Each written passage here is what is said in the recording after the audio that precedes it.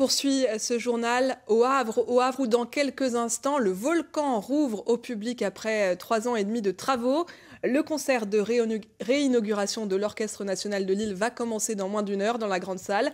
Bonsoir Emmanuel Darcel, on vous retrouve, vous êtes en direct dans le hall du volcan. Bonsoir Colombine, je suis dans le grand volcan, très exactement à l'entrée de l'édifice et vous le voyez sans doute autour de moi, déjà beaucoup de monde pour venir découvrir cette nouvelle scène nationale entièrement rénovée, un lieu de culture, de liberté d'expression dont l'inauguration sera évidemment marquée par l'attentat perpétré ce matin dans les locaux du journal Charlie Hebdo. Nous en parlerons avec mon invité tout à l'heure d'ici quelques minutes, le maire Édouard Philippe.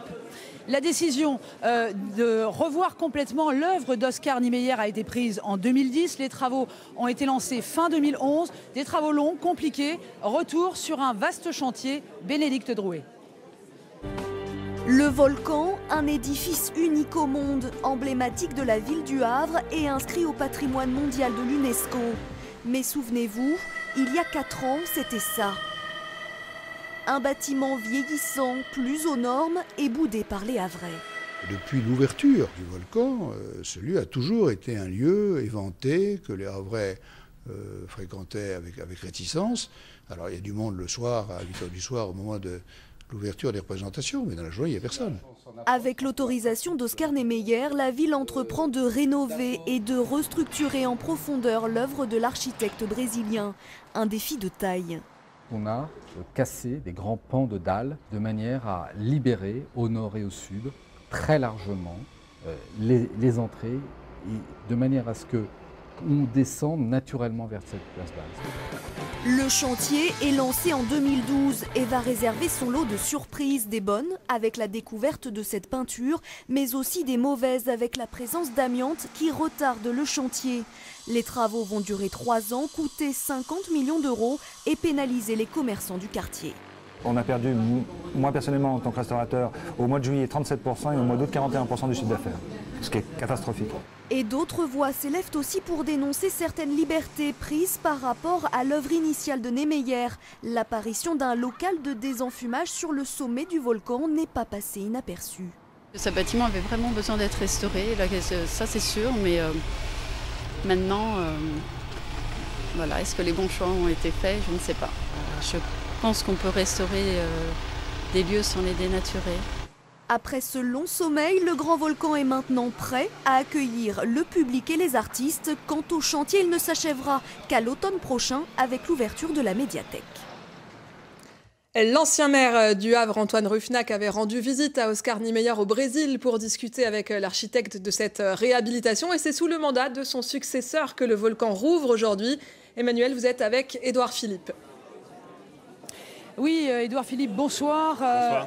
Avant d'évoquer cette réhabilitation, cette scène nationale rénovée, une question, une réaction à cet attentat perpétré ce matin dans les locaux de Charlie Hebdo. Vous avez, vous, décidé de mettre les drapeaux de la ville du Havre en berne et une manifestation a été organisée en toute fin d'après-midi ici au Havre.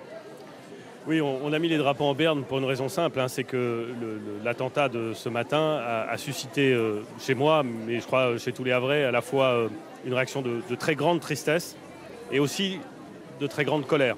La tristesse parce que, même si on n'est pas un lecteur assidu de Charlie Hebdo, Cabu, Bernard Maris, tous ceux qui contribuaient à cet organe de presse qui est quand même qui a une place à part dans le monde français, ont marqué notre vie, et puis colère parce que ce qui a été attaqué ce matin, c'est ce que nous sommes, c'est notre liberté, c'est notre capacité à créer, à être libre, à contester, à provoquer même d'une certaine façon.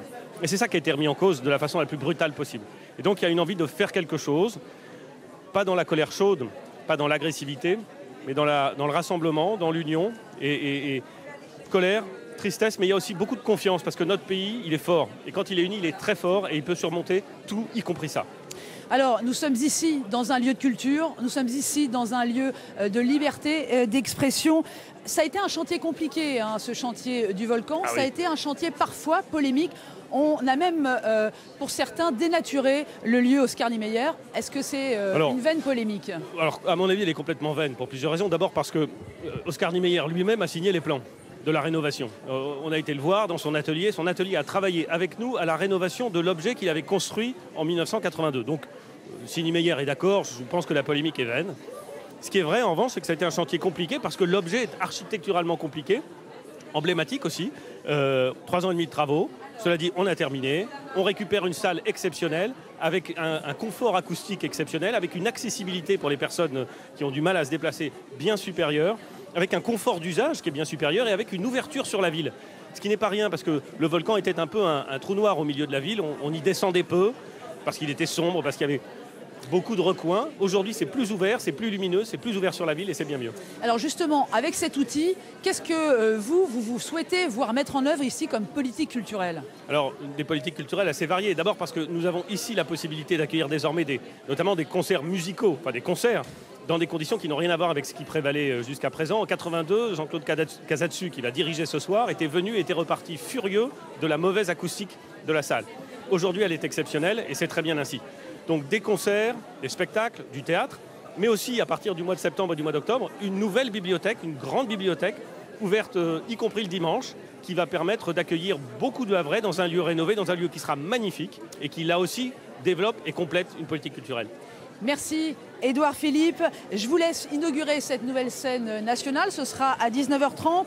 Et puis, vous le disiez ensuite, ce sera place à la musique avec un concert inaugural exceptionnel par l'Orchestre national de Lille, dirigé par Jean-Claude Casatsu. Au programme, Brahms, Honegger et Dutilleux.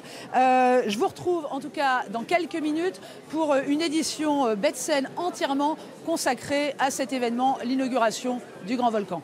Merci Emmanuel et vous serez en direct avec le directeur du volcan. À tout à l'heure.